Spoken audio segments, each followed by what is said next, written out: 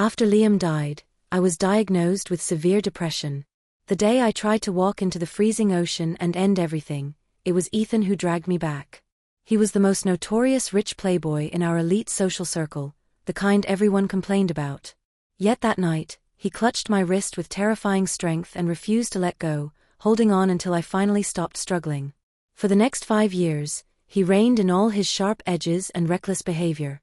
He stayed by my side like a patient guardian, slowly accompanying me out of the darkness, step by step, never rushing me, never leaving.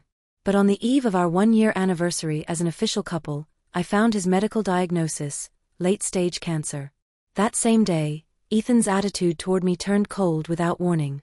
For an entire month, he avoided me completely. I grabbed my car keys, determined to go to his apartment and demand an explanation.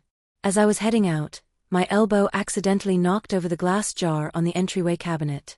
It was a gift from Ethan. Inside were hundreds of tiny paper stars he had folded by hand. The jar shattered. Among the colorful stars, a neatly folded slip of paper fell out. I rubbed my eyes in disbelief. Ethan Cross, age 28. Stage 4 hepatocellular carcinoma. Seeing those words together, my ears started ringing. It felt as if all the air had been sucked out of my lungs. So his recent coldness wasn't because he was tired of me. He was trying to break up, because he didn't want to drag me down with his illness. Grief and panic crashed over me at once. I desperately needed to see him. I wanted to tell him I would stay with him through treatment, that even if there was only the faintest chance, I wouldn't give up, just like he had never given up on me over the past 5 years. I checked his phone location and saw he was at a members-only private club. When I pushed open the heavy redwood door of the private room, my hand froze in midair. Behind a decorative screen, I heard Ethan's voice, dark, bitter, and filled with a kind of resentment I had never heard before. For these 5 years, she's been physically with me, but that's it. She's an empty shell. Every time we sleep together, her eyes are unfocused, like she's looking through me at another dead man. I feel like I'm having sex with a ghost. I pulled my hand back before knocking. Through the narrow gap, I saw him take a hard drag from his cigarette, irritation written all over his face. The dead first love is unbeatable. I don't believe Lily has really forgotten him. I'm not running a charity, he continued coldly. I wasted 6 years on her. I should get something out of it. He didn't look anything like a terminal cancer patient. In the haze of smoke, someone laughed and teased him. Ethan, come on. The meds haven't messed you up down there yet, have they? Why are you this insecure? Man, haven't you heard? The living can't compete with the dead. Besides, she almost gave up her life for that guy back then. Ethan's face hardened. He said nothing, only crushed the cigarette into the crystal ashtray with force. The others quickly piled on. A woman with trauma that severe? Have some fun and move on. You didn't seriously fall for her, did you? You don't get it, another voice cut in. Ethan quit street racing for Lily. He even started managing the family trust. He turned into a completely different person. After investing that much, of course he's not willing to let go. Ethan frowned, his voice low and tense. She has depression. My savior image can't collapse. After a brief pause, he lifted his head. A flash of cold calculation crossed his eyes. But lately I've been wondering, what if her normal is just an act? Does she really still need me? In that instant, an icy chill shot up from my feet to the top of my head, flooding my entire body. That, someone replied casually, is hard to say. I think the reason she's still half alive like this is simple, someone said. Deep down, she's never let go of her ex. You're just an emotional crutch to her. A substitute. Ethan's face showed no reaction at all. But there was something unfamiliar about him now, a coldness radiating outward, sharp and alien. Sensing the tension in the room, someone tried to smooth things over. Honestly, don't take it too seriously. The man she loved is already buried in the ground. He's not a real threat to you anymore. Is that so? Ethan's eyes were completely devoid of warmth. The corner of his mouth curved into a cruel, almost amused smile. Actually, I really want to see what happens if I'm the one who puts my life on the line. I want to know how Lily would react. What do you mean? Someone asked. The private room was dimly lit. Half of Ethan's face was swallowed by shadow. But I heard his answer with terrifying clarity, the words that made my blood turn to ice. Ever since she recovered enough to start painting and making money again, I've become optional. Disposable. She doesn't need me anymore. I need her to fall apart. I need her to go back to being that broken doll who couldn't survive without me. So I came up with a solution, pretending I have terminal cancer. I want to see whether, when I'm about to die in front of her, she'll react the same way she did for Liam. Whether she'll be willing to die for me, too. I stood outside the door, still gripping my car keys so tightly my fingers ached, yet my legs felt as if they'd been filled with lead. I couldn't move. So this was what Ethan had never been able to let go of, not my past love, but the fact that I no longer needed his salvation. He was willing to rip open the scars I had fought so hard to heal. He was willing to use death as bait, just to satisfy his twisted need for control and his obsession with winning. My heart felt like it was being strangled by a thorny vine, coiling tighter and tighter, digging in until the pain was almost unbearable. I couldn't stop myself from thinking back to 5 years ago, to the moment the ocean swallowed me whole, when it was Ethan who pulled me back from the water. Back then, he hadn't spoken like those therapists who only knew how to tell me to move on. Instead, he had said, if you really can't let go, then live with the scars. As long as you survive today, you'll eventually reach the place you want to be. After that, he forced his way into my life. Even when I was distant, numb, dissociated, he stayed. He chose to stay. Until one day, a beam of light pierced the sealed world I had locked myself inside. I reached out toward that light, and the ice around my heart finally began to melt. That was our 3rd year knowing each other. Later, we officially became a couple. Even though the side effects of medication made intimacy difficult for me, he always held me gently and said it was okay. He said he was willing to wait. In the 5th year, before he formally proposed to me, I went to the cemetery to see Liam. I told him I was going to start a new life. That I probably wouldn't come as often anymore. But now I realized, Ethan had never believed me. Inside the room, someone handed him a glass of whiskey. Honestly, I think this plan of yours is risky. What if she finds out? And then what? Another voice chimed in. If her depression relapses, you'll have to drag her through recovery all over again. Ethan, do you really have that much time on your hands? And what if she actually kills herself for you, and no one manages to save her? Someone pressed. Wouldn't that hurt? Hurt. Ethan swirled the glass lightly. Ice clinked against the crystal with a sharp, pleasant sound. He smiled. Of course it would. But don't worry, he continued calmly. If I can prove that my place in her heart outweighs that dead man's, then I think a little suffering on Lily's part is worth it. He paused, then added almost thoughtfully, besides, if everyone knows she loved me so much she was willing to die with me, then in this circle, she'll be branded as mine for life. Other than me, who would dare want a woman who could lose her mind at any moment? He took a slow sip of his drink.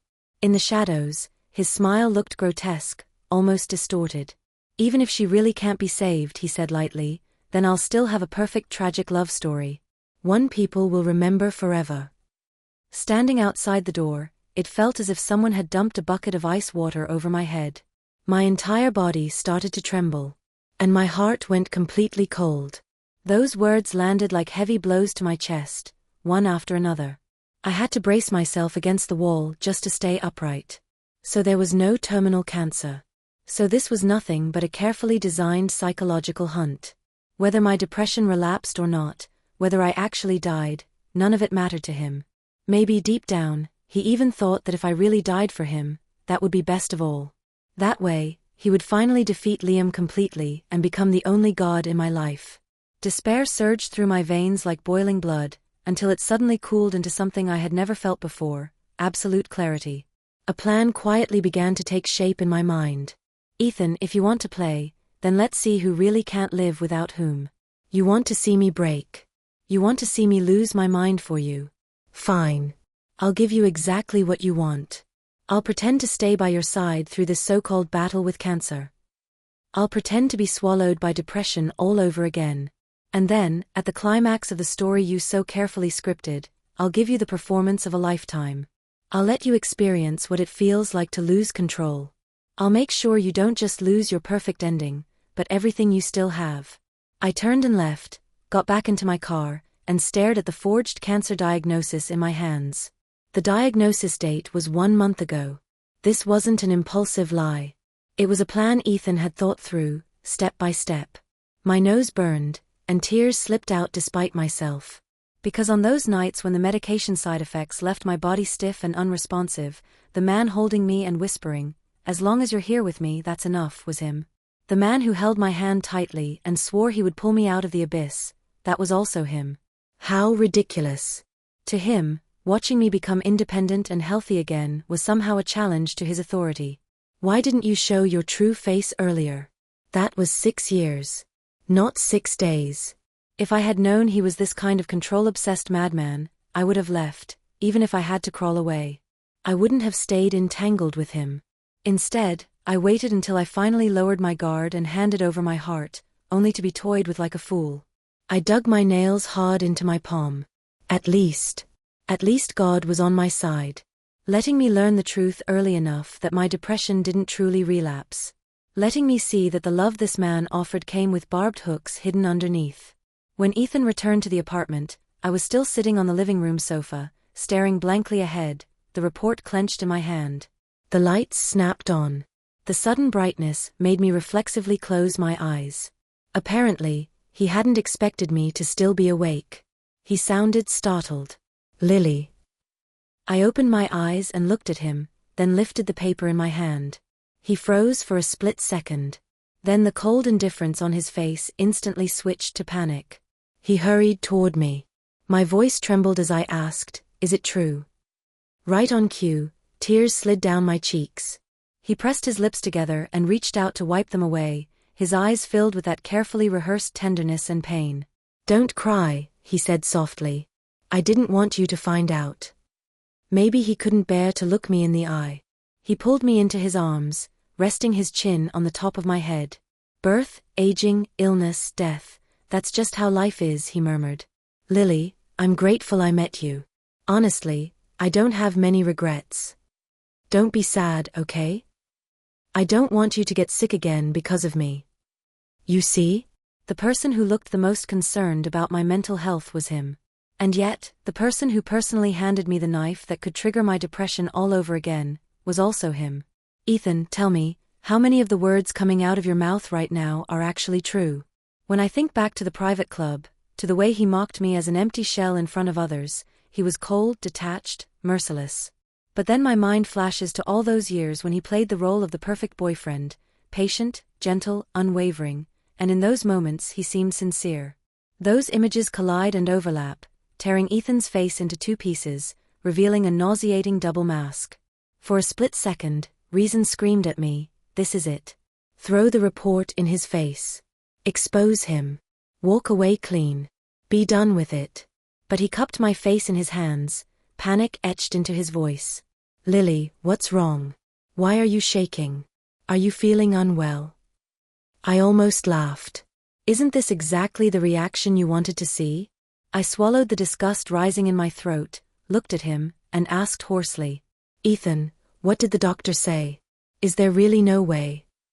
I don't know what calculations were running through Ethan's mind in that moment.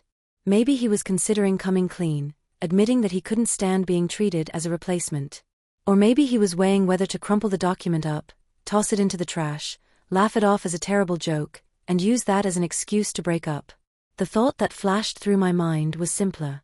Maybe we should stop here. Let each other go. But after a long silence, Ethan's eyes reddened slightly. He looked at me and said, "Lily, the moment I was diagnosed, my first thought was to break up with you. I was terrified that the hopeless treatments would drag you down with me. That's why I forced myself to be cold this past month. I moved into a hotel.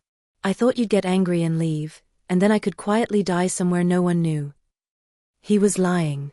If he truly didn't want me to know, he wouldn't have displayed that diagnosis like a trophy, right there in the most visible spot by the entryway. "But I overestimated my willpower," he continued, his voice breaking. "Every minute I couldn't see you, I felt like I was losing my mind. This month, between the pain and missing you, I was barely surviving. My head was filled with nothing but you. So, I came back. Forgive my selfishness, Lily. Even if it's the last moment of my life, I want you by my side.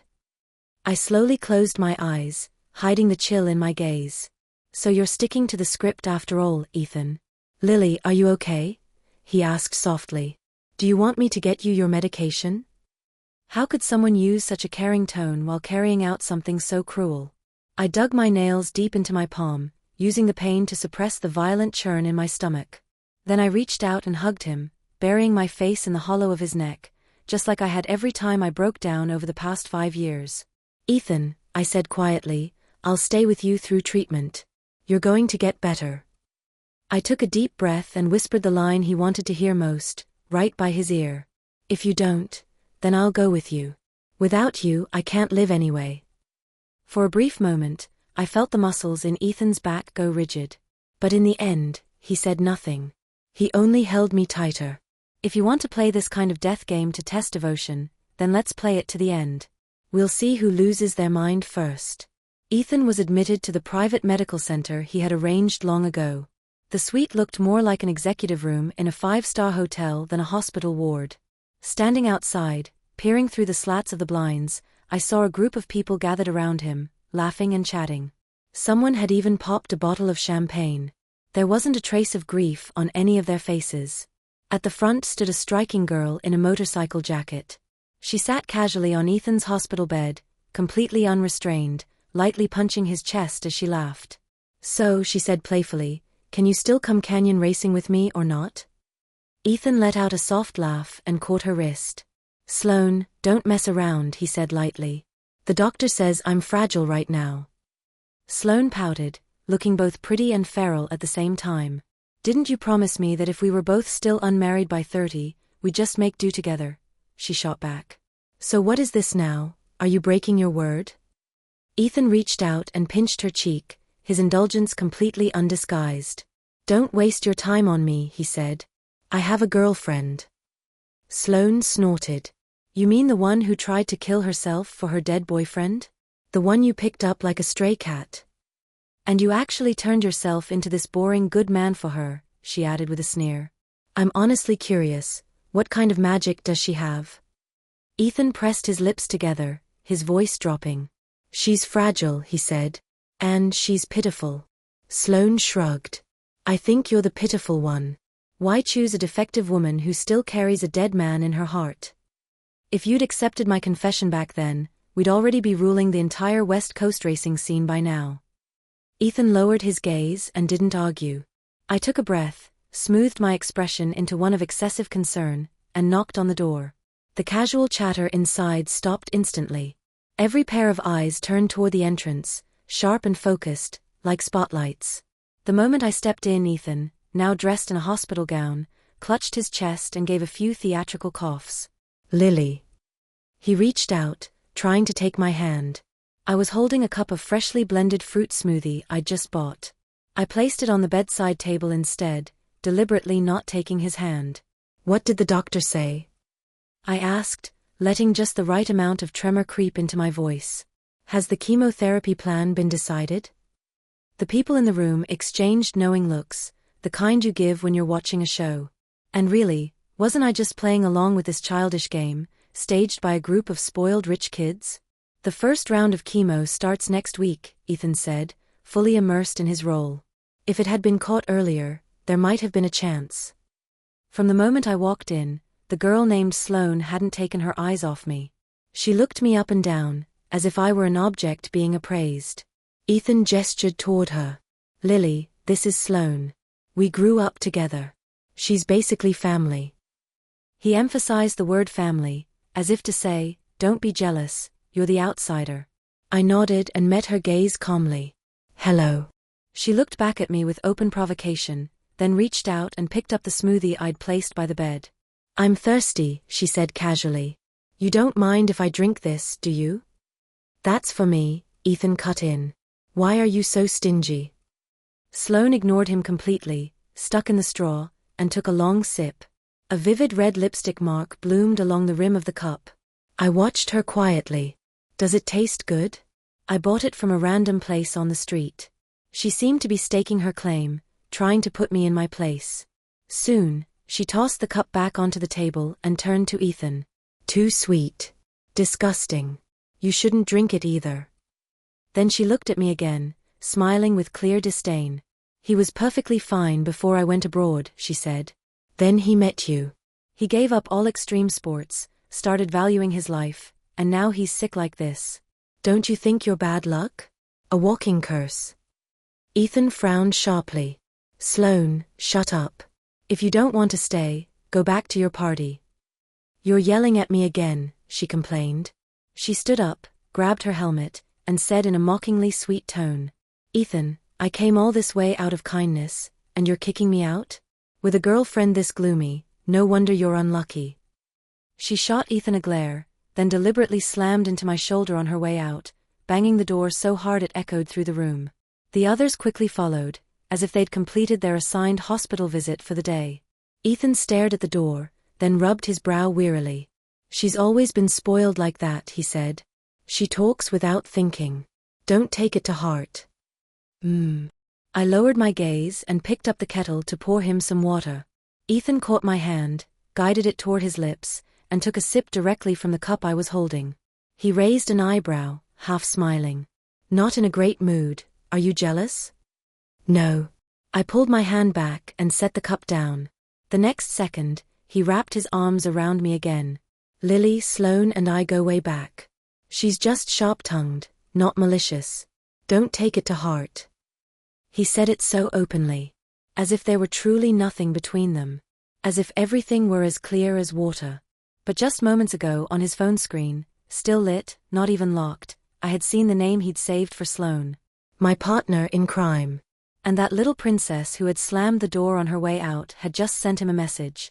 Canyon tonight. If you stand me up, you're dead. It didn't matter. I took out my own phone and right in front of him, registered a brand new Instagram account. At Lily_fighting for us. I started documenting my daily life, accompanying my boyfriend through his battle with cancer. My very first post read, diagnosed with late-stage liver cancer, stage 4.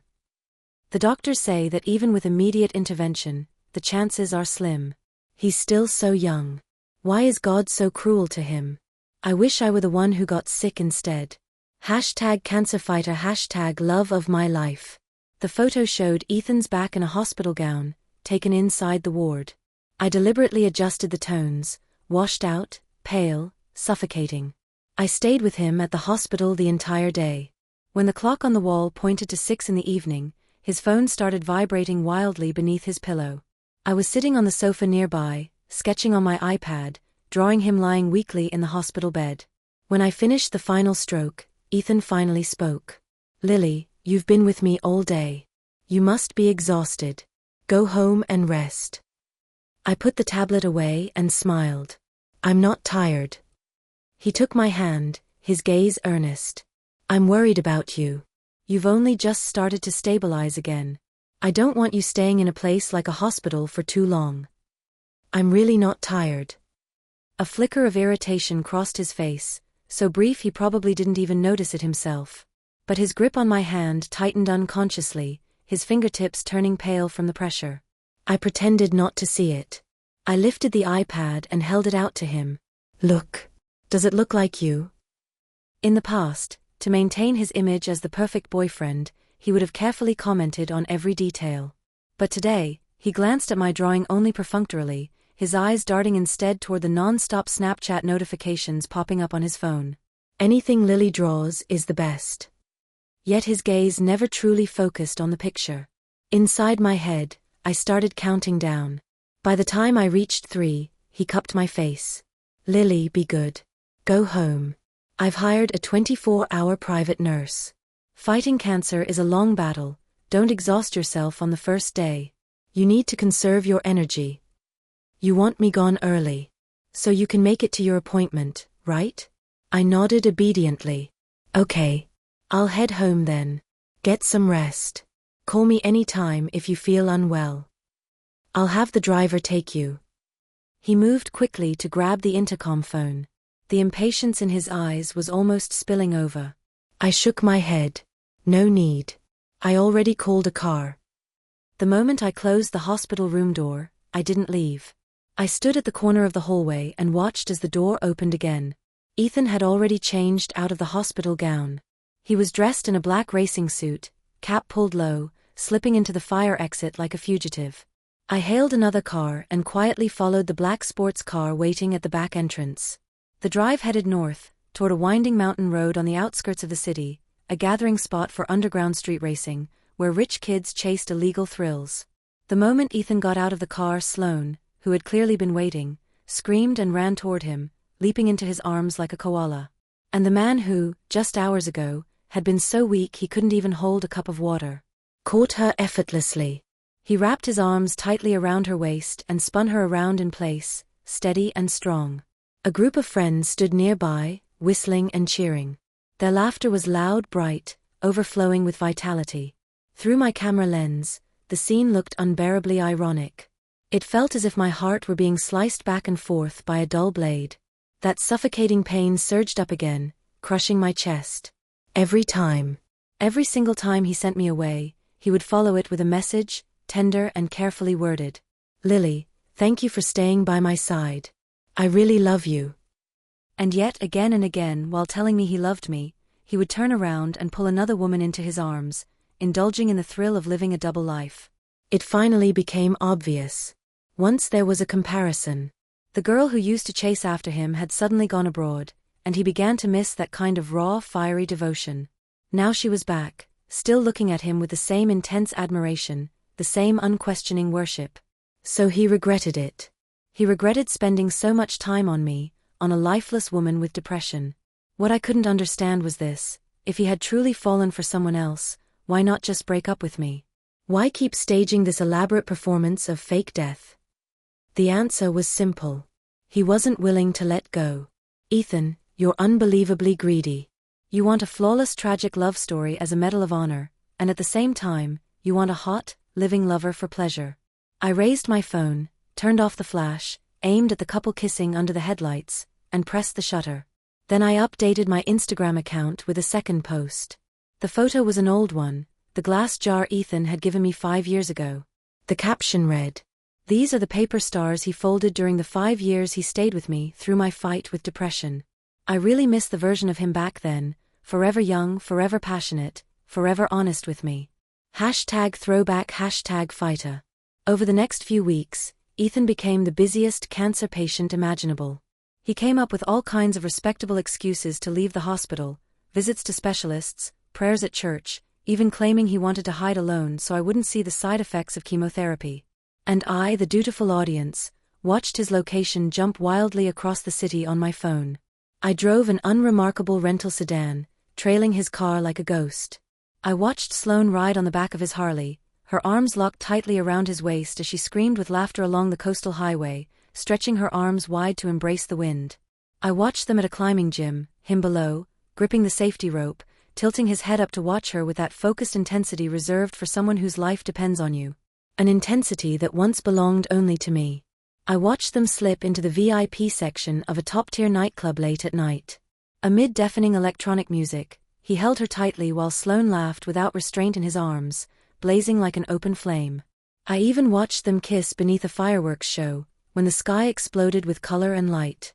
I stood outside the dense crowd, watching them lose themselves in each other. My heart felt as if it were being tightened by a noose, loop by loop.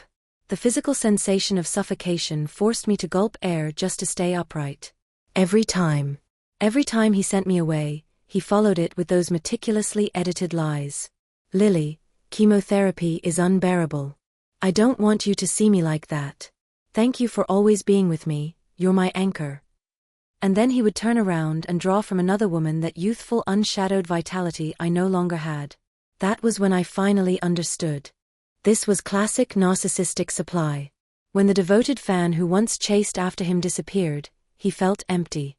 Now she was back, bringing even fiercer admiration, even hotter passion. And yet, he couldn't give me up either. He needed me, the perfect victim. He needed my pain, my tears, my willingness to die for him. All of it, just to prove that he was the center of the universe. Ethan, your greed is truly nauseating. I posted updates on that Instagram account every single day. On the night I saw them kissing, I uploaded a photo of the star jar, before it shattered. This was the gift he gave me before the diagnosis.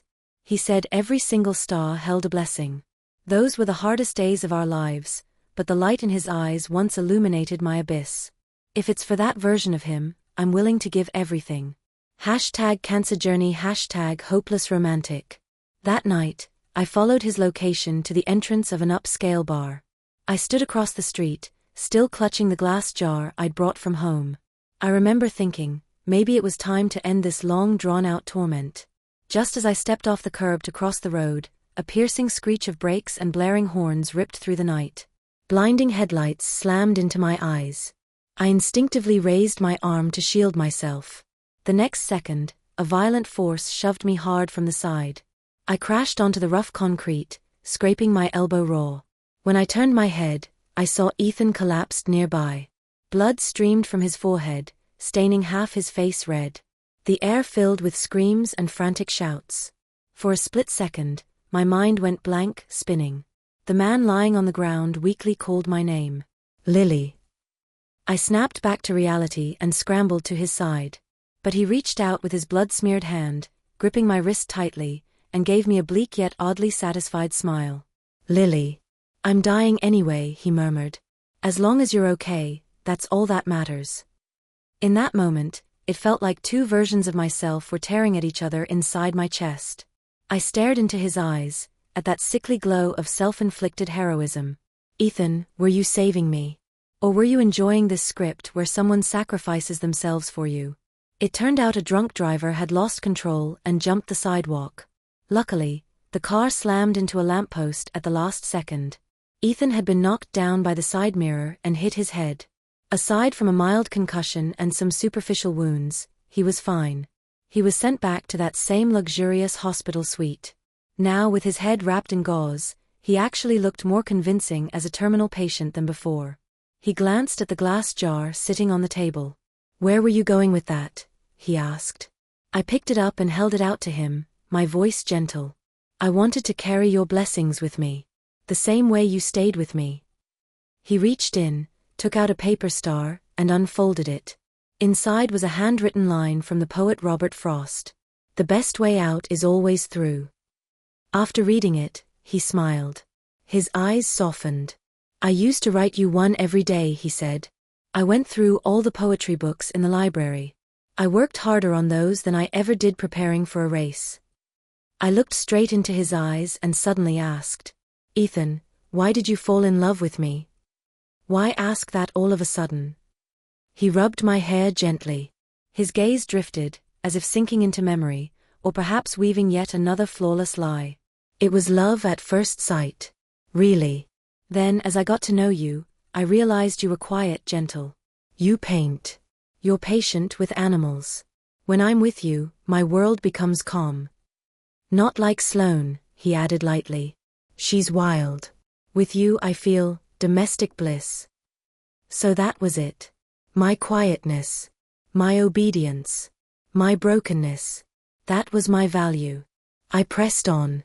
"And what about Sloane?" His smile stiffened. He hesitated for a moment before taking my hand. "She's just a kid who never grew up," he said. "We're not from the same world." A non-answer is still an answer. I smiled faintly. "Ethan, you've been in treatment for so long. Why haven't your parents come to see you even once?" I watched his expression carefully. Then I pressed on. "You told me before that you would never lie to me." The hand holding mine tightened suddenly. In the next second, he yanked me into his arms and hugged me hard, almost painfully. "You know my family situation," he said hoarsely. "I'm the disgrace of the family, the reckless screw-up. They'd be thrilled if I died sooner, so they could divide the trust fund among my perfect older brother. So Lily, you're all I have. Promise me you'll stay with me," he whispered. "Stay with me until the very end." There it was again. Using his so-called vulnerability to bind me. Playing the role of the abandoned son, the pitiful outcast, to awaken my instinct to protect, only to finish the job with a staged death and completely crush my defenses. Right? Just then, his phone vibrated beside the pillow. The screen lit up, and I caught the message at a glance. "Ethan Cross, you bastard. How dare you stand me up? The tiny flicker of hesitation I'd felt, when he pushed me out of the way earlier, vanished instantly. I took out my phone and replied to a comment under my latest Instagram post. That was really scary just now. My boyfriend got hurt saving me. But his mental state is surprisingly good, he even refused painkillers. Does this mean a miracle might actually be possible? Attached was a photo, a corner of the late-stage cancer diagnosis slip I had secretly photographed on the bedside table. The air in the hospital room felt suffocating. I made an excuse about getting coffee and stepped out to breathe. At the turn of the corridor, I ran straight into Sloane. She was clearly furious about Ethan suddenly blowing her off. She stormed toward me, grabbed my arm, and dragged me into an empty stairwell. "You've been clinging to him all day, haven't you?" she demanded. I almost laughed. "He's my boyfriend," I said calmly. "And he's a patient. What position are you in to interrogate me?" Sloane gave a cold laugh and lifted the hem of her tight crop top without hesitation. On her sun-bronzed waist, there was a tattoo, 2 cursive letters intertwined. E and S. E and S. Ethan and Sloane, she said smugly. "We got it together when we were 18. She looked at me provocatively. "Now tell me, do I have a position or not?" I clenched my teeth. Even though I already knew the truth, seeing that mark with my own eyes still made my heart drop heavily in my chest. "Lily," she continued, "Ethan rejected me back then. So I ran off to Europe out of spite. But now I'm back. Ever heard this saying? Men are always obsessed with what they can't have. And besides, we come from the same world. Same circle. Same friends. Same memories. Same madness." She tilted her head slightly. "Do you really think you've won?" My gaze stayed fixed on the tattoo at her waist, and another memory surfaced. Not long ago, Ethan had taken me for a walk by the sea. When he took off his shirt, I'd noticed a faint half-removed mark on his side. I'd asked him what it was. He'd said it was some stupid Latin proverb he'd gotten tattooed when he was young and reckless, something he later decided to have removed. Now I knew. It wasn't a proverb. It was another woman's name. Noticing where I was looking, Sloane smiled with satisfaction. "He likes you only because he's never met a girl like you before. A good little girl. He feels sorry for you. He wants to play God and save you." "That's not love," she said flatly. "That's charity. Real love is explosive hormones. It's adrenaline. It's our hearts beating in sync while racing on the edge of death. I'm the one whose soul matches his." She looked me up and down. "You? You're just his charity project." I took a deep breath and nodded slowly. "All right," I said. "If you two are really that perfect together, then go tell Ethan yourself. Tell him to break up with me." I didn't expect myself to be this calm. Sloane froze for a moment, then sneered. "Isn't it only a matter of time before he breaks up with you anyway? I heard there's still a dead true love living in your heart. So why are you clinging to Ethan? You should be with that dead man. Dying with him, that's the ending someone like you deserves. A tragic heroine needs a tragic ending." My fingers curled instinctively, nails digging deep into my palm. I couldn't feel any pain at all. Everyone kept saying the same thing. And I couldn't understand why. Yes, Liam was a firefighter who died in the line of duty. To me, he was a hero. And yes, I did try to kill myself once. But that was during a period of clinical depression, triggered by multiple traumas crashing down at once. When I was sick, everyone told me the same thing: look forward. Embrace a new life. You survived. But when I actually did claw my way out, when I started dating again, when I tried to live like a normal person, these same people turned around and put me on trial. They questioned my loyalty. They asked why I wasn't dead yet. Even Ethan, the man who once pulled me out of the abyss, now wanted to use my death as proof of his victory. As if only by becoming a gravestone could I finally satisfy everyone. Why? I fought my way back from hell with my bare hands. So what? Does that mean I don't deserve love? That I don't deserve a normal life? I looked straight into Sloane's eyes, my voice colder than it had ever been. Sloane, for an educated adult to say something so completely devoid of empathy, that's honestly pathetic. And no matter what my past looks like, I'm a living, breathing person. I don't belong to Liam. I don't belong to Ethan.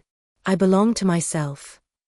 With that, I pushed open the fire door and walked away without looking back. When I returned to the hospital room, the suffocating pressure came back all at once.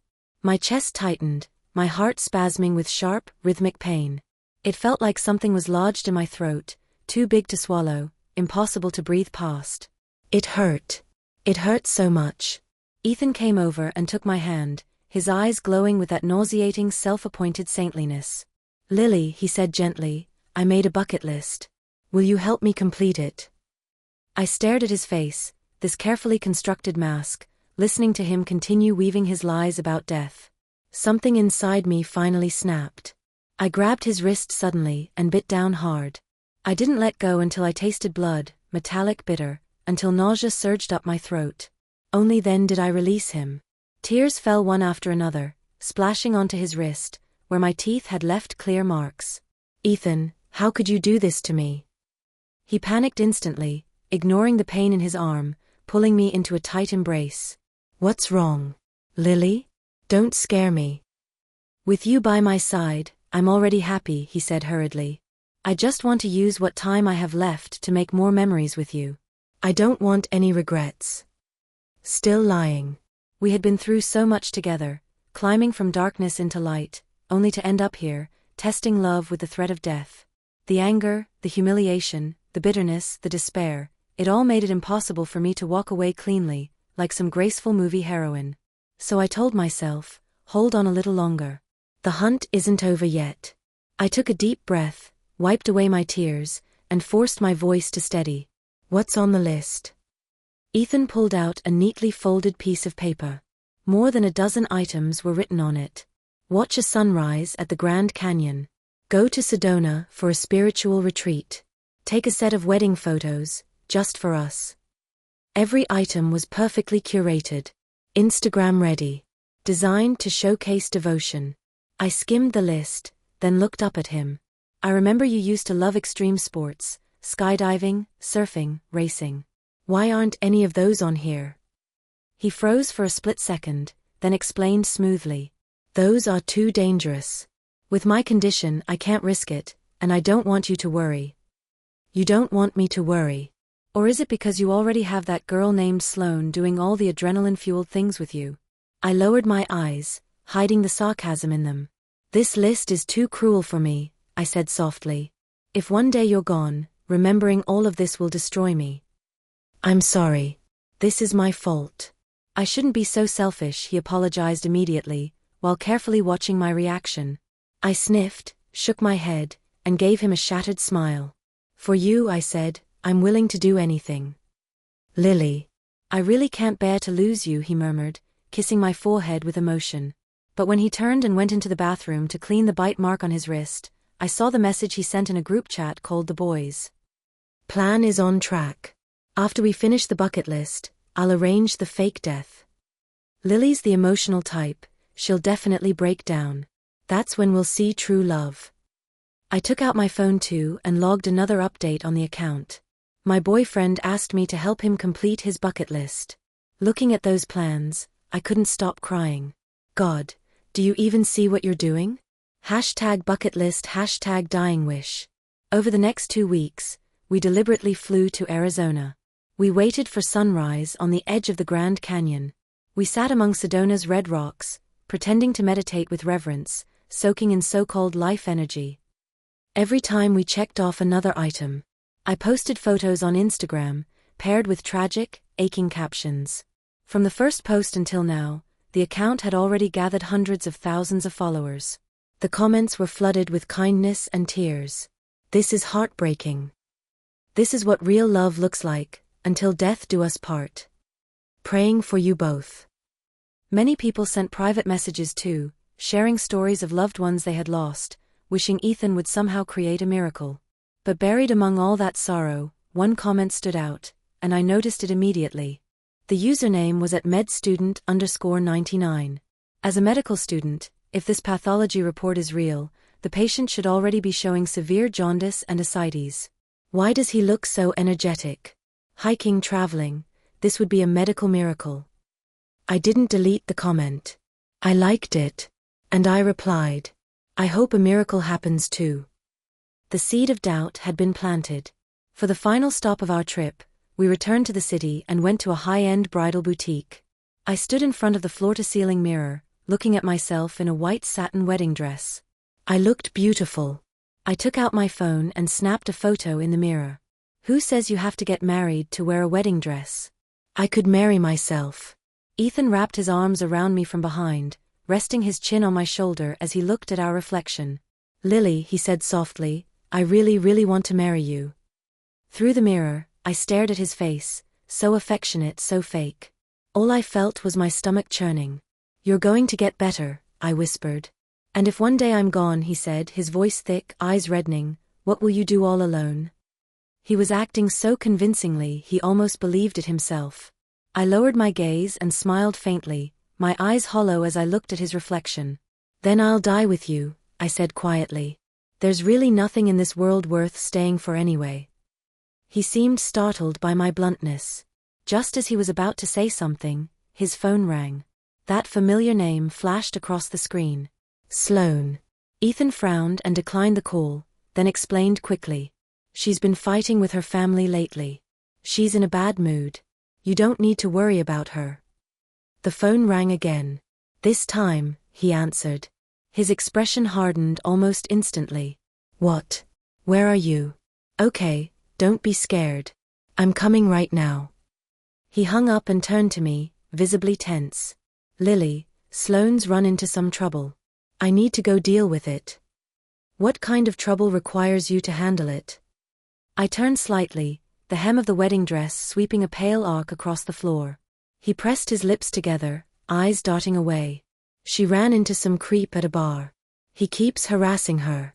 She's really scared. Of course. Another classic hero saving the damsel moment. I grabbed his sleeve. Can you not go? You're sick. And I'm wearing a wedding dress right now. You said today was for me. You said you'd stay with me. Lily, he said impatiently, prying my fingers loose, Sloane grew up with me. She's like my little sister. She's in danger. I can't just ignore that. I'll come back as soon as I handle it, he added briskly. Be good. Wait for me here. And then he left, without looking back once, leaving me alone in a room filled with white gowns and mirrors. I didn't cry. I simply stood there, quietly looking at my reflection. I was satisfied. Then I took off the wedding dress and changed back into my own clothes. I picked up my phone, opened the location app, and followed the moving red. That so-called harassment was nothing more than a clumsy excuse. I saw them outside an open-air bar downtown. There was no creep. No danger. In the middle of the bustling street, Sloane threw herself into Ethan's arms, laughing brightly. I knew you'd come. I knew it. I knew I mattered more to you than that sickly woman. Ethan didn't push her away. He simply rubbed her head indulgently and smiled helplessly. Then she hooked her arm through his and dragged him straight into the noisy crowd. At the same time, my phone buzzed with a message from Ethan. Lily, things are a bit complicated. It might take a while to sort out. Don't wait for me, go home and rest early. You haven't seemed well lately, and I worry about you. Love. Ethan. I let out a quiet sigh. Playing the devoted lover, who doesn't know how to do that? I opened Instagram and posted the mirror photo of myself in the wedding dress. In the picture, I stood alone. My eyes looked sad. Vulnerable. The caption read, honestly, the moment I put on the wedding dress, I cried. I wanted so badly to marry him.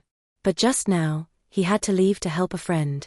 Even while sick, he's still the kind of person who always puts others first, the best kind of man. #wedding dress, #selfless love, #heartbroken. The comments exploded instantly. Everyone praised my understanding. Everyone admired his kindness. Only I knew this. Every word of praise would one day turn into a blade aimed straight at him. In the days that followed, Ethan didn't show up at all. He texted to say he'd gone back to his parents' place because his condition had worsened and he needed rest. He told me not to worry. In the past, I would have panicked, driven straight to the gates of his parents' Hampton estate and waited outside. But this time, I simply replied, okay. Take care. Then I went back to my painting. Sloane, however, somehow got hold of my private number and sent me a few iMessages, each one dripping with implication. You're pretty pitiful, you know. Guarding an empty shell. He woke up in my bed last night. I looked at those messages and took a slow, steady breath. It was fine. At least I had known the truth for a long time. When you stop expecting anything, even watching the person you love change no longer has the power to make you furious. What I felt instead was a deep, quiet sense of regret. Regret for the Ethan Cross who once shone so brightly, who had truly been worn down and erased by time. 5 years ago, he saved me. After that, I stood by him when rumors about his status as an illegitimate child spread like poison through the elite circles. I shielded him, stood behind him, told him again and again that birth was not something he could choose, but who he became was. I sat with him as he learned how to manage the family trust, watched him grow from a reckless screw-up into a man others respected as an heir. Or maybe he didn't tame his wildness for me at all. Maybe he did it for himself. Little by little, he earned the approval of that cold, demanding father. He secured voting power in the family business. He stepped into the role that had always been waiting for him. And I once placed him into the blueprint of my future. Only now did I finally understand. There was never any mutual salvation. There was only self-rescue. I lowered my head and looked at the message I had sent Ethan earlier that day. It still sat there, unchanged, marked seen but unanswered. Today is our 1-year anniversary. Do you want to have dinner together? He never replied. But through Sloane's Snapchat story, I saw him anyway, baseball cap pulled low, standing beside her in the pit area of a racetrack. I thought about it for a moment, then posted a new story on @Lily_fighting for us. The background was pure black. My boyfriend seems to be feeling much better today, well enough to go to the racetrack and watch a race. With energy like that, sometimes I really wonder whether he's truly as sick as the doctors said. Or maybe God is just playing a cruel joke on me. I told myself, it's almost over. The day before the countdown ended, I drove out to the suburban cemetery to visit my grandmother. When I was younger, I had desperately wanted my parents' attention. As a child from a divorced family, I once swallowed my pride and asked them, begged them, if they could love me just a little more. No one answered. They each built new families, had new children. I was just the awkward reminder of a past they wanted to forget. Back then, at least I still had my grandmother. And I had Liam. But fate has a cruel sense of humor. The two people who loved me most both died in the same spring, when everything else in the world was coming back to life. That was why I became depressed. Standing at the edge of the freezing ocean, about to be swallowed by the waves, what I wanted most was for someone to love me. But love is a heavy word. Giving it hurts. Taking it back hurts just as much. So I gently brushed my fingers over my grandmother's gravestone and placed a bouquet of white roses at its base. Nana, I'm going to leave now, I whispered. A person has to have the courage to face the unknown someday, right? Besides, I already beat depression once. That means I'm strong. I did really well, didn't I? So I can't repeat the same mistake. This time, I'm going to cut off every toxic relationship completely. I'm going to love myself properly and step into a new chapter of my life. Nana, take care of yourself. I might not be able to come see you again for a very, very long time. When dusk settled and the sky dimmed into evening, I drove back toward my apartment. Halfway there, my phone rang. It was my mother, the one I hadn't spoken to in years. Ever since she and my father found out I was dating the heir to the Cross family, they had suddenly remembered that they had a daughter. Lily, she said eagerly, I heard Ethan is sick. Is it serious? You know, if you could get pregnant before anything happens, or secure part of the trust fund, then the rest of your life. I cut her off. Mom, I said calmly, do you remember what you said 5 years ago, when I knelt outside your door and begged you to lend me money so I could see a therapist? There was silence on the other end of the line. That day, she hadn't even let me inside. She was afraid the way I looked back then would frighten her new stepson. So I continued, my voice steady. I remember cutting you off years ago. I went no contact. I haven't had parents for a long time now, did you forget? Don't call me again. If you do, I'll apply for a restraining order. Then I hung up and blocked the number. When I got back to my apartment, a video from Sloane was waiting for me. The caption read, "Sorry about this, your 1-year anniversary kind of got taken over by me." The video was dim, shot in what looked like a private club bar. Music thundered in the background. Ethan had his arm around Sloane, drinking with her. Then a stranger approached, apparently trying to invite her to dance, his hands settling at her waist. Ethan reacted like a provoked animal. He shoved the man hard and threw a punch. Chaos erupted. The two men grappled, bodies colliding, until security rushed in and tore them apart. Ethan won, but he didn't stop there. He grabbed Sloane by the arm violently and dragged her toward a window at the end of the hallway. The camera shook, then refocused. I saw Ethan lift her up onto the windowsill in a posture that screamed possession. He gripped her chin and kissed her, hard, aggressive, as if he wanted to devour her whole. Between kisses, Sloane opened her eyes and looked straight into the camera. She smiled. A provocative, victorious smile. She did it on purpose. But inside me, something else happened. The blood in my veins cooled, inch by inch. And yet, there was no longer that sharp anger, no shattering heartbreak like the first time I'd seen them together. This kind of image couldn't hurt me anymore. When pain reaches its limit, it turns into numbness. I forwarded the video to Ethan without comment. Then I sent one more message. "We need to talk." Ethan arrived faster than I expected. When the doorbell rang, I was sitting at the dining table, pouring myself a glass of red wine. He burst in, shirt collar torn open, a bruise blooming at the corner of his mouth.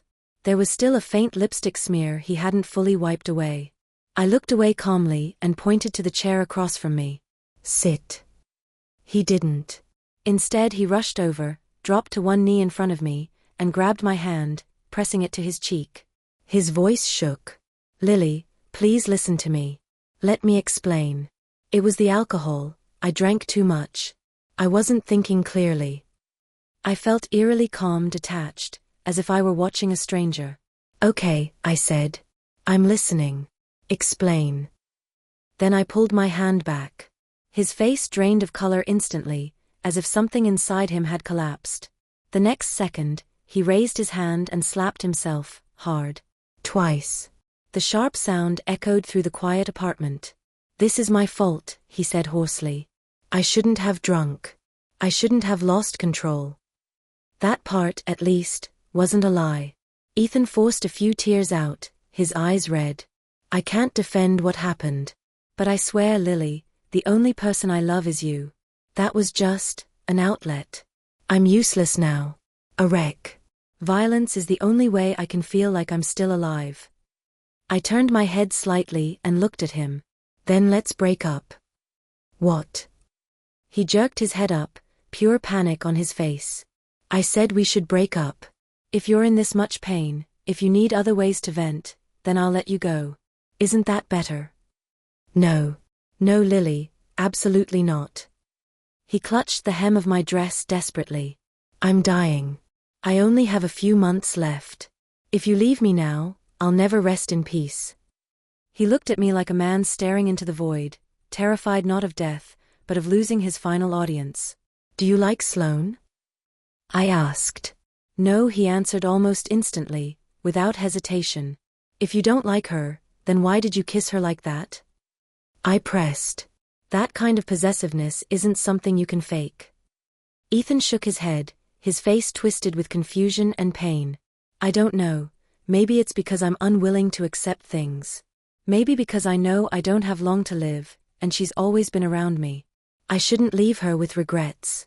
I just didn't want to lose. Not to anyone. Not even to some random guy hitting on her in a bar." "Lily," he begged, voice breaking, "please don't leave me at a time like this. You're all I have. And besides," he added softly, "in this world, other than me, do you really have anyone else to rely on? Can you really bear to leave me?" That sentence landed like a hammer. My heart, already frozen solid, cracked open again. He was gambling. Gambling on my weakness. Gambling on my kindness. Gambling on the fact that I couldn't walk away from this sick, codependent bond. I looked into his eyes again and suddenly asked the question that would kill everything. "Ethan, you're cancer. It isn't fake, is it? He froze instantly, like a statue turned to stone. His eyes darted wildly. It took several seconds before he seemed to recover, his voice rising sharply. How could you even think that? How could I lie about something like this? I've done so much. No, I mean I have doctor's diagnoses. I have chemotherapy records. How could I possibly be lying to you? He almost slipped. Yes. Even he knew how much effort it had taken, how many people he'd bribed, how many records he'd falsified, to make everything look this real. Real enough to fool me. Real enough to make me die for him. He lunged forward and wrapped his arms tightly around my waist, burying his face against my stomach. I'll cut things off with Sloane completely, he said desperately. Lily, don't break up with me. Don't leave. If you go, I really won't be able to live. I looked down at him. At the once untouchable golden boy, the New York socialite prince, now clinging to me like a drowning dog, begging for mercy. I said calmly, all right. I won't leave. He snapped his head up, shock and relief flashing across his face. Ethan, I continued softly, come with me tomorrow. Let's go back to the place where we first met. I stared out at the pitch-black night beyond the window, my voice light, almost like a sigh. I've thought it through. You're right. Without you, I can't live either. If we're going to be together forever, then maybe. That's where it should all end. The final moment of the plan. Wasn't it always about running toward death? Ethan. Then let me prepare a farewell for you. A grand one. One you'll never forget for the rest of your life. Before your fake death. I'll die in front of you first. I found myself looking forward to the sunrise. I arrived an hour earlier than we'd agreed. This was a private sea cliff in Montauk, the same place where, 5 years ago, Ethan had pulled me back from the edge. The ocean wind cut across my face like knives, but I felt no cold at all. I found a stable rock, set my phone in place, and adjusted the angle carefully. The camera framed the edge of the cliff, the rolling expanse of deep blue ocean below, and the faint glow of a sun about to rise. Then I opened the Instagram account with hundreds of thousands of followers. I pressed go live. The moment the signal connected, the viewer count began to surge wildly. I didn't speak. I simply sat there at the edge of the cliff, letting the sound of waves crashing against the rocks fill the livestream. I thought to myself, this, perhaps, was a piece of performance art called despair. Behind me, I heard the engine cut off. Then, hurried footsteps. Lily. What are you doing out there? Get back here now. Ethan's voice was torn apart by the wind, shaking, panicked. I turned slowly. He stood not far from me, wearing the cashmere coat I loved most. His face was pale, his eyes wide with terror. And a little farther behind him, that black sports car sat parked. The passenger door was still open. Sloane stood beside it, arms crossed, watching coldly. It was almost funny. Even at a moment like this, he still couldn't shake his shadow. I smiled gently, at the camera, and at Ethan. Ethan. You came. Lily, it's too dangerous there, he said carefully, inching forward, hands raised like he was calming a wild animal. Whatever you want to say, we can talk at home. Okay. I shook my head.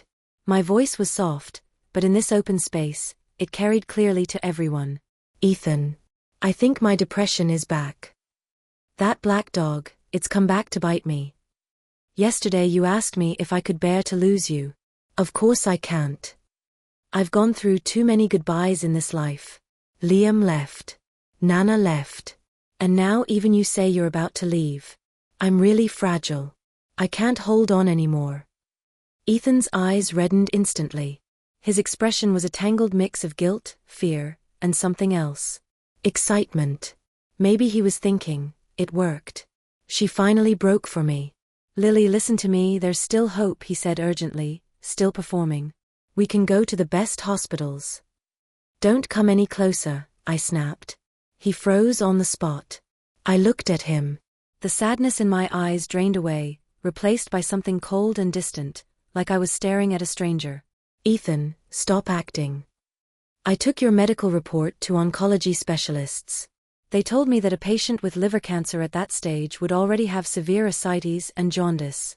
There is no way someone like that could still go street racing, get into fights, or lift another woman into his arms.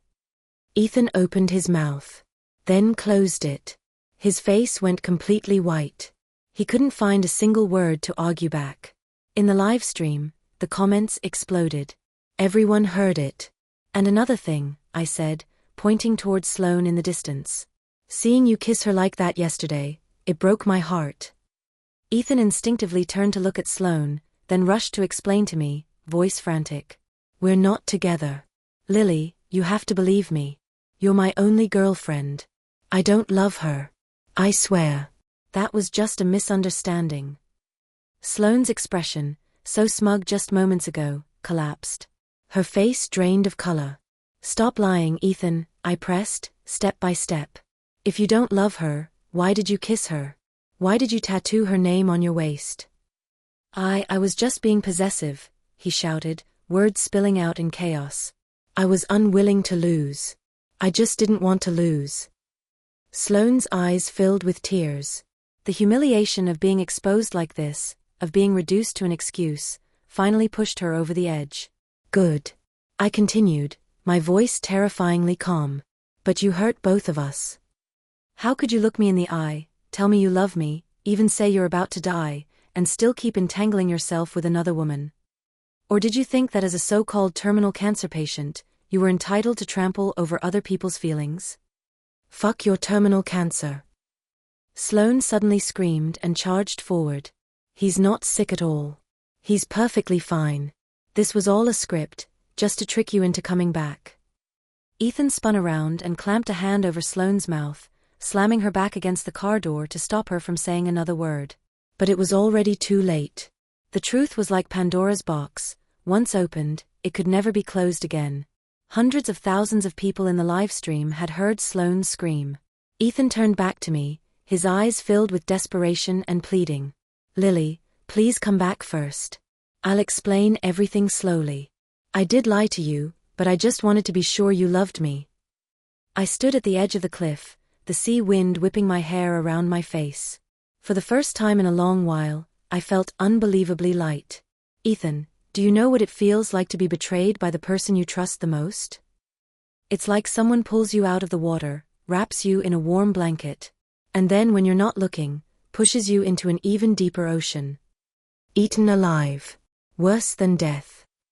You wanted a perfect tragedy. You wanted a Romeo and Juliet ending, someone to die for you, to satisfy your pathetic savior complex. But I'm not generous enough to play along with your fantasy.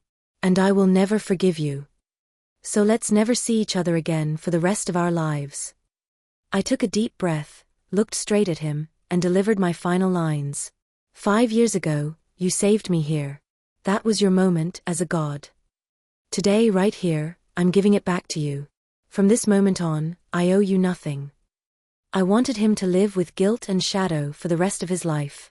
I wanted my death to stand forever between him and Sloane, so that even if they stayed together, they would never escape this nightmare. I gave the camera one last smile, then pressed the button to end the live stream.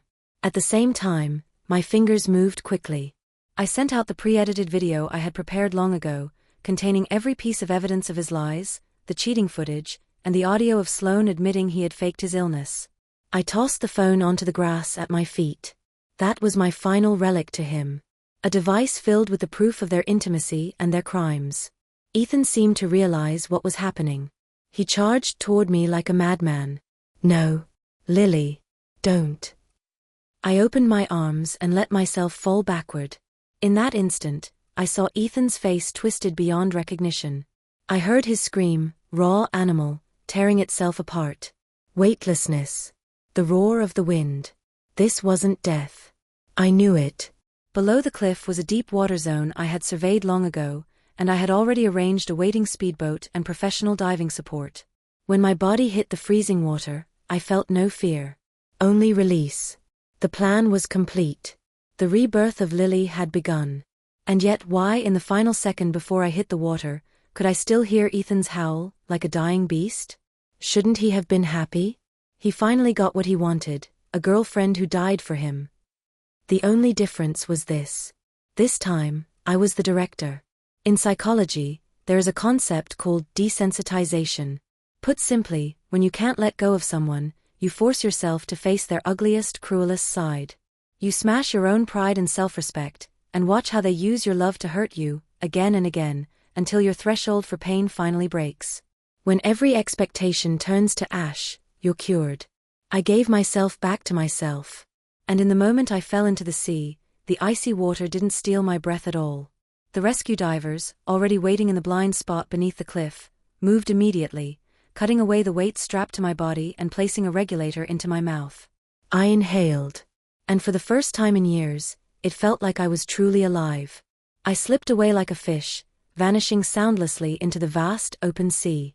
When I climbed onto the private speedboat heading toward international waters, I looked back once at the cliff.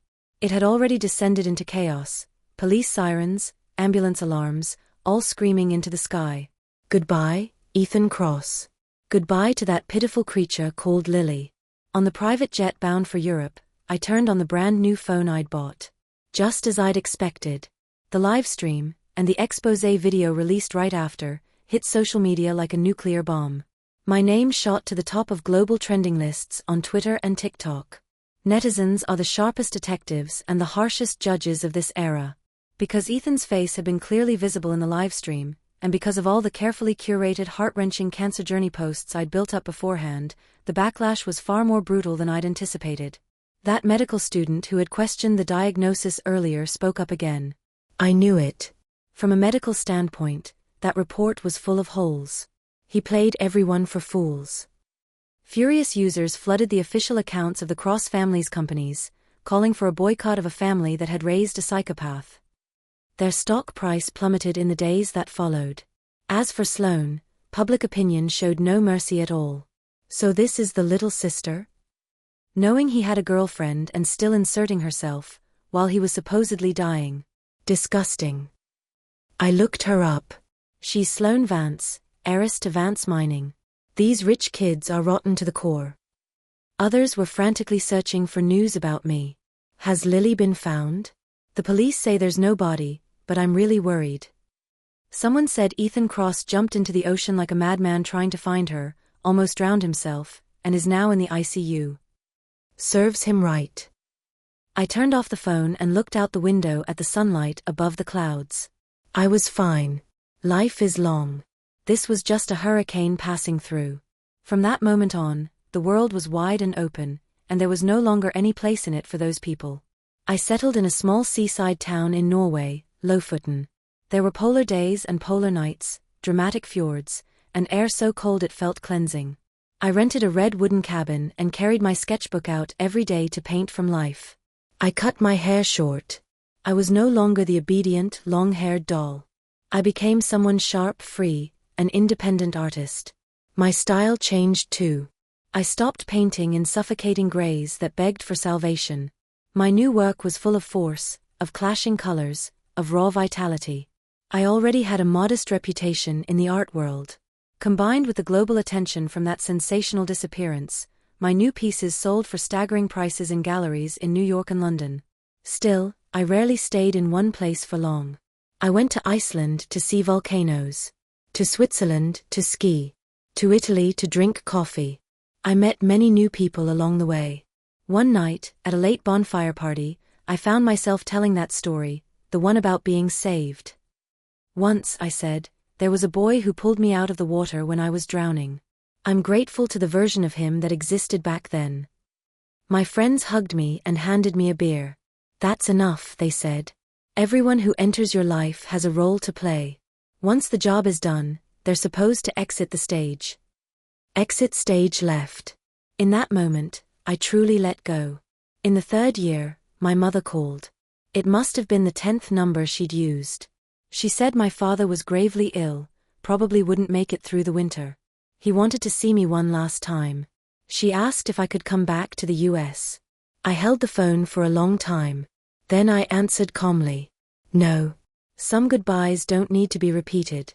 I hung up, stepped outside, and breathed in the cold northern air. The sea was endless. The sky was vast. And for the first time in my life, the future belonged entirely to me. I stood before the snow-covered Alps, my voice as calm as the endless flakes falling around me.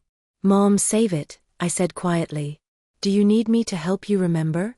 When I was at my most helpless, how did you discard me, like trash?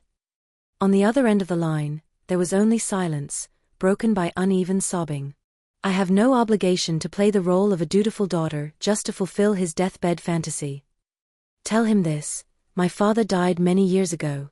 The person speaking now is just a stranger named Lily. I hung up and added the number to my blacklist. This time, I didn't shed a single tear. In the 5th year, I found myself missing Nana. So I flew back to the United States quietly, keeping a low profile, just to visit her grave. Even though I had done my best to stay far away from that world, news about Ethan Cross still found its way to me. What happened back then had become the biggest scandal the elite circles had seen in years.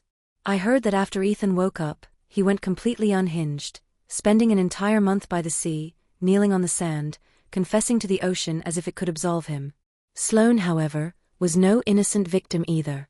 After being publicly humiliated by Ethan and torn apart by online mobs, she fought back to save herself.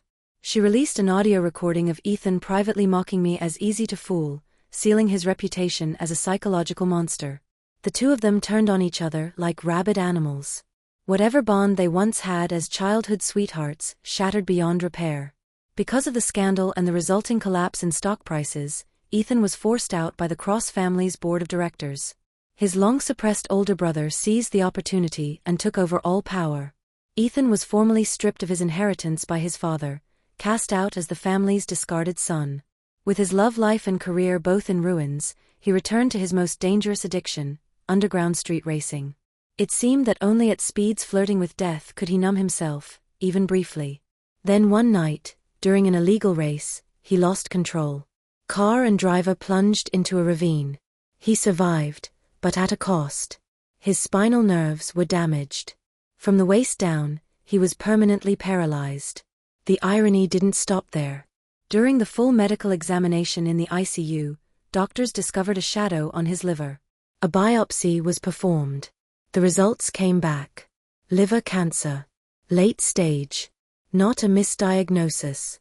Not a forgery. A real, irreversible terminal illness. I don't know whether to call it dark irony or God's delayed judgment, divine justice arriving late to the scene. But when I heard the news, I didn't feel any thrill of revenge. Only a deep sense of absurdity. I spent the entire afternoon at the cemetery, talking to Nana, telling her about the places I'd seen, the people I'd loved, the life I'd lived. As I was about to leave, I noticed someone approaching slowly along a nearby path. A wheelchair. It was Ethan. In just 5 years, he had become unrecognizable. The confident air in bespoke suits was gone. The man in the wheelchair was gaunt to the point of distortion. His hair had fallen out. His skin was a sickly waxen yellow. His eyes were cloudy, empty. The moment he saw me, his entire body began to shake violently, as if he'd seen a ghost. He nearly fell out of the chair. Lily? His voice was hoarse, cracked with disbelief. Are you real, or am I hallucinating? You're alive, he choked out. You're really alive. He tried to reach for me, but his weakened body betrayed him. His hand flailed uselessly in the air. I couldn't find you anywhere, he rasped. I jumped into the ocean. There was nothing but freezing water. I thought I had really killed you. Lily. I regret everything. These 5 years, I've been living in hell. Every day. I dream about you jumping. I dream about you in that wedding dress. I've been tortured by guilt. It's been worse than death. See, he sobbed. This is retribution. Now I'm really dying, and I'm really paralyzed. This is God's punishment for me. He cried like a child, his face smeared with tears and mucus, completely undone. Lily, since you didn't die, could you forgive me? He pleaded. Can we start over? Even like this, even now, before I die, I still want.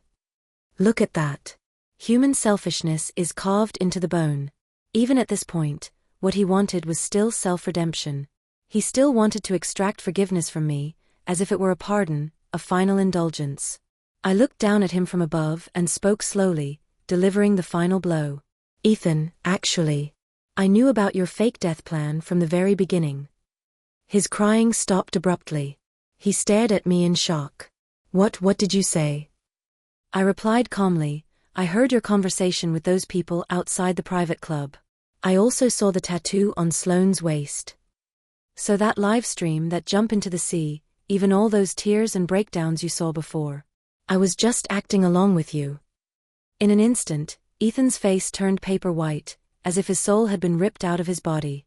For someone as deeply narcissistic as him, being deceived, being played, was far more devastating than losing love itself. How is that possible? He murmured, his worldview collapsing. You loved me so much. I did love you, I said quietly. When you saved me. When you stayed with me through treatment in those years. I crouched down and looked straight into his cloudy eyes, my voice cold and steady. But the moment you could ask whether my depression was fake. The moment you decided to use death to test my love. You killed the Lily who loved you with your own hands. Once suspicion begins, the verdict is already written. I find it pitiful, Ethan. When I loved you, I could tolerate all your flaws. But once I stopped loving you, everything you call repentance now looks like nothing more than a clumsy performance. His hands trembled violently. His fingernails scraped harsh lines into the armrests of the wheelchair. So, you never actually wanted to kill yourself for me, he whispered. You were just taking revenge? Yes. I used your script. I made you lose everyone, lose everything. How does that feel? Ethan fell silent. Tears streamed down his face without a sound. At last, he looked up at me, his eyes hollow. I'm really going to die. The doctors said I don't have many days left. Lily, for the sake of what we once had, will you forgive me? I stood up, straightened the hem of my coat, and turned away. My final words drifted back on the wind, clear, unwavering. Never. I will never forgive you. But I will live well, better than ever. Give yourself back to yourself. Leave retribution to you. Goodbye, Ethan. This time, it's truly forever. Epilogue. 2 months later, my series Rebirth sold at Sotheby's for $50 million. That night, buried among the news alerts, I saw a small, easily overlooked obituary. Ethan Cross, former heir of the Cross family, passed away alone in the hospital's intensive care unit. No family members were present. According to the nurse, he died clutching a glass jar in his hands. It was the jar filled with paper stars. One star, handled so many times it had begun to tear, lay unfolded in his palm.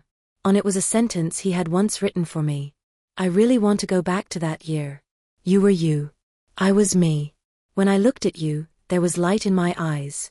Reflecting you, gentle and bright. But, Ethan, life isn't a movie. There is no rewind button. You can't go back. The end.